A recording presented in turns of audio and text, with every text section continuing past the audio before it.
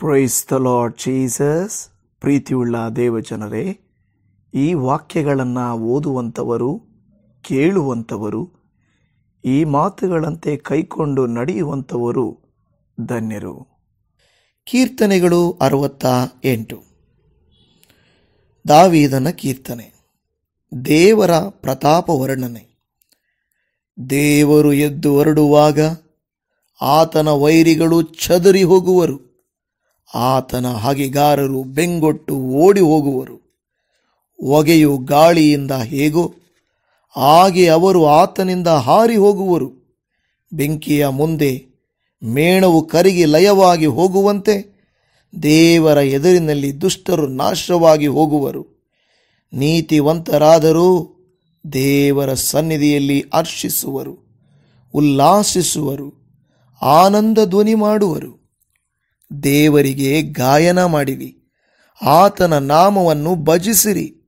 ಅರಣ್ಯದಲ್ಲಿ ಸವಾರಿ ಮಾಡುತ್ತಾ ಬರುವಾತನಿಗೆ ರಾಜಮಾರ್ಗವನ್ನು ಸಿದ್ಧ ಮಾಡಿರಿ. ಆತನ ನಾಮಧೇಯ ಯಾಹೂ, ಆತನ ಸನ್ನಿಧಿಯಲ್ಲಿ ಉಲ್ಲಾಸಿಸಿರಿ. ಪರಿಶುದ್ಧ ವಾಸಸ್ಥಾನದಲ್ಲಿರುವ ದೇವರು ದಿಕ್ಕಿಲ್ಲದವರಿಗೆ ತಂದೆಯೂ ವಿಧವೆಯರಿಗೆ ಸಹಾಯಕನೂ ಆಗಿದ್ದಾನೆ.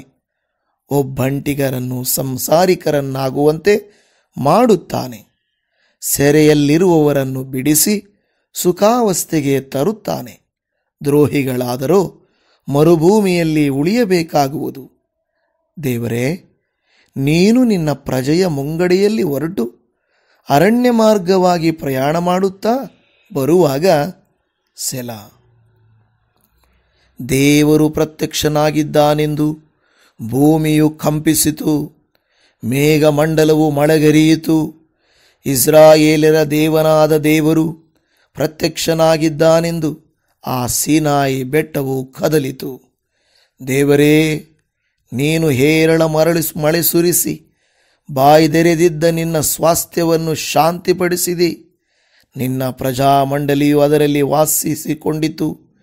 ದೇವರೇ, ನೀನು ದಯಾಪರನಾಗಿ ದರಿದ್ರರಿಗೆ ಬೇಕಾದದ್ದೆಲ್ಲವನ್ನು ಸವರಿಕೊಟ್ಟಿ.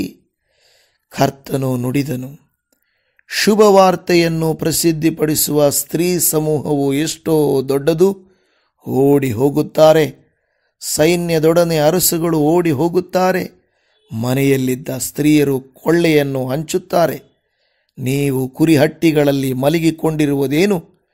ಪಾರಿವಾಳದ ರೆಕ್ಕೆಗಳು ಬೆಳ್ಳಿಯಿಂದಲೂ ಅದರ ಗರಿಗಳು ಬಂಗಾರದಿಂದಲೂ ತಳತಳಿಸುತ್ತವೆ. ಸರ್ವಶಕ್ತನು ಅಲ್ಲಿ ರಾಜರನ್ನು ಚದುರಿಸಿದಾಗ ಸಲ್ಮೋನಿನ ಮೇಲೆ ಹಿಮವು ಬಿದ್ದಿತು. ಬಾಷಾನಿನ ಪರ್ವತವು ಮಹೋನ್ನತವಾಗಿದೆ, ಆ ಬಾಷಾನ್ಗಿರಿಯು ಶಿಖರಗಳುಳ್ಳದ್ದೇ. ಎಲೈ ಶಿಖರೋನ್ನತ ಪರ್ವತಗಳೇ, ದೇವರು ತನ್ನ ನಿವಾಸಾರ್ಥವಾಗಿ ಆರಿಸಿಕೊಂಡಿರುವ ಈ ಪರ್ವತವನ್ನು ನೀವು ಓರೆಗಣ್ಣಿನಿಂದ ನೋಡುವುದೇಕೆ? ಯೆಹೋವನು ಸದಾಕಾಲವು ಇದರಲ್ಲಿ ವಾಸಿಸುವನು. ದೇವರಿಗೆ ಸಹಸ್ರಾರು ಮಾತ್ರವಲ್ಲ, ಲಕ್ಷಾಂತರ ರಥಗಳು ಇವೆ. ಕರ್ತನಾದ ಯೆಹೋವನು ಅವುಗಳ ಸಮೇತವಾಗಿ ಸೀನಾಯಿ ಬೆಟ್ಟದಲ್ಲಿದ್ದ ಹಾಗೆ ಪವಿತ್ರಾಲಯದಲ್ಲಿದ್ದಾನೆ. ನೀನು ಜಯಿಸಿದ ಬಹುಜನರನ್ನು ಸೆರೆ ಹಿಡಿಕೊಂಡು ಹೋಗಿ ನಿನಗೆ ದ್ರೋಹಿಗಳಾದ ಮನುಷ್ಯರಿಂದಲೇ ಕಪ್ಪಗಳನ್ನು ಸಂಗ್ರಹಿಸಿ ಉನ್ನತ ಸ್ಥಾನಕ್ಕೆ ಏರಿದ್ದಿ. ದೇವನಾದ ಯಾಹುವೇ, ಅಲ್ಲೇ ವಾಸಿಸುವಿ. ಅನುದಿನವೂ ನಮ್ಮ ಭಾರವನ್ನು ಹೊರುವ ಕರ್ತನಿಗೆ ಸ್ತೋತ್ರವಾಗಲಿ. ನಮ್ಮನ್ನು ರಕ್ಷಿಸುವ ದೇವರು ಆತನೇ. ಸೆಲಾ. ನಮ್ಮ ದೇವರು ನಮ್ಮನ್ನು ವಿಮೋಚಿಸುವುದಕ್ಕೋಸ್ಕರ ದೇವರಾಗಿದ್ದಾನೆ. ಕರ್ತನಾದ ಯೆಹೋವನು ಮರಣಕ್ಕೆ ತಪ್ಪಿಸಿ ಶಕ್ತನಾಗಿದ್ದಾನೆ. ಆಹಾ, ಆತನು ತನ್ನ ವೈರಿಗಳ ಶಿರಸ್ಸುಗಳನ್ನು, ಸ್ವೇಚ್ಛೆಯಿಂದ ಪಾಪದಲ್ಲಿ ಪ್ರವರ್ತಿಸುವವರು ತುಂಬುಗೂದಲಿನ ತಲೆಗಳನ್ನು ಒಡೆದು ಬಿಡುವನು. ಕರ್ತನು, ನಾನು ಅವರನ್ನು ಬಾಷಾನಿನಿಂದಲೂ ಸಮುದ್ರ ತಲದಿಂದಲೂ ಹಿಡಿದು ತರುವೆನು. ಆಗ ನೀನು ನಿನ್ನ ಶತ್ರುಗಳ ರಕ್ತದಲ್ಲಿ ಕಾಲಾಡಿಸುವಿ. ನಿನ್ನ ನಾಯಿಗಳ ನಾಲಿಗೆಗಳಿಗೆ ವೈರಿಗಳ ದೇಹದಲ್ಲಿ ಪಾಲು ಸಿಕ್ಕುವುದು ಎಂದು ನುಡಿದನು. ದೇವರೇ, ನಿನ್ನ ಮೆರವಣಿಗೆಯೇ ಶೋಭಿಸುತ್ತದೆ. ನನ್ನ ಅರಸನಾದ ದೇವರು ತನ್ನ ಪರಿಶುದ್ಧಾಲಯಕ್ಕೆ ಮೆರವಣಿಗೆಯಾಗಿ ಚಿತ್ತೈಸುತ್ತಾನೆ.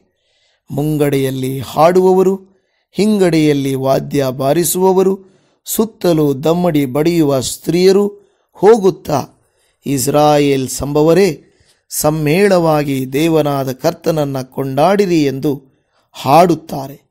ಅಲ್ಲಿ ಎಲ್ಲರಿಗೆ ನಾಯಕರಾಗಿರುವ ಬೆನ್ಯಾಮೀನೆಂಬ ಸಣ್ಣ ಗೋತ್ರದವರು, ಗುಂಪಾಗಿ ಬರುವ ಯಹೂದ ಕುಲ ಪ್ರಭುಗಳು, ಜಬುಲೂನ ನಫ್ತಾಲಿ ಗೋತ್ರಗಳ ಪ್ರಧಾನರು ಇದ್ದಾರೆ. ದೇವರೇ, ನಿನ್ನ ಪ್ರತಾಪವನ್ನು ತೋರ್ಪಡಿಸು. ನಿನ್ನ ಮಂದಿರದಲ್ಲಿ ಆಸೀನನಾಗಿ ನಮಗೋಸ್ಕರ ಮಹತ್ಕಾರ್ಯಗಳನ್ನು ನಡೆಸಿದ ದೇವರೇ, ನಿನ್ನ ಬಲವನ್ನು ಪ್ರಕಟಿಸು. ಅರಸುಗಳು ಯೆರೂಸಲೇಮ್ ಪಟ್ಟಣಕ್ಕೆ ನಿನಗೋಸ್ಕರ ಕಾಣಿಕೆಗಳನ್ನು ತಂದು ಸಮರ್ಪಿಸಲಿ. ಆಪಿನೊಳಗೆ ವಾಸಿಸುವ ನೀರಾನೆ, ಕರುಗಳ ಸಹಿತವಾದ ಓರಿಗಳ ಗುಂಪು, ಇವುಗಳಂತಿರುವ ಶತ್ರು ಜನಾಂಗಗಳನ್ನು ಬೆದರಿಸು. ಅವು ಬೆಳ್ಳಿ ಗಟ್ಟಿಗಳನ್ನು ತಂದು ನಿನಗೆ ಅಡ್ಡ ಬೀಳಲಿ. ಯುದ್ಧಾಸಕ್ತ ಜನಾಂಗಗಳನ್ನು ಚದುರಿಸಿಬಿಡು. ಐಗುಪ್ತ ದೇಶದಿಂದ ರಾಯಭಾರಿಗಳು ಬರುವರು. ಕೂಶ್ ದೇಶದವರ ಕೈಗಳು ದೇವರಿಗೆ ಕಾಣಿಕೆಗಳನ್ನು ನೀಡಲಿಕ್ಕೆ ಅವಸರ ಪಡುವವು. ಭೂರಾಜ್ಯಗಳೇ, ದೇವರಿಗೆ ಗಾಯನ ಮಾಡಿರಿ, ಕರ್ತನನ್ನು ಸಂಕೀರ್ತಿಸಿರಿ. ಸೆಲಾ. ಅನಾದಿ ಕಾಲದಿಂದಿರುವ ಮಹೋನ್ನತಾಕಾಶದಲ್ಲಿ ವಾಹನಾರೂಢನಾಗಿರುವ ಆತನನ್ನು ಸ್ತುತಿಸಿರಿ. ಕೇಳಿರಿ, ಆತನ ಗರ್ಜನೆಯು ಮಹಾಘೋರವಾದದ್ದು. ದೇವರ ಪ್ರತಾಪವನ್ನು ಕೊಂಡಾಡಿರಿ. ಆತನ ಗಾಂಭೀರ್ಯವು ಇಸ್ರಾಯೇಲ್ಯರ ಆಶ್ರಯವಾಗಿದೆ. ಆತನ ಶಕ್ತಿಯು ಮೇಘ ಮಾರ್ಗದಲ್ಲೆಲ್ಲ ವ್ಯಾಪಿಸಿದೆ. ದೇವರೇ, ಪರಿಶುದ್ಧಾಲಯದಲ್ಲಿರುವ ನೀನು ಮಹಾಭಯಂಕರನು. ಇಸ್ರಾಯೇಲರ ದೇವರು ಪ್ರಜೆಗೆ ಬಲಪರಾಕ್ರಮಗಳನ್ನು ದಯಪಾಲಿಸುವನು. ದೇವರಿಗೆ ಸ್ತೋತ್ರ. ಆಮೇನ್.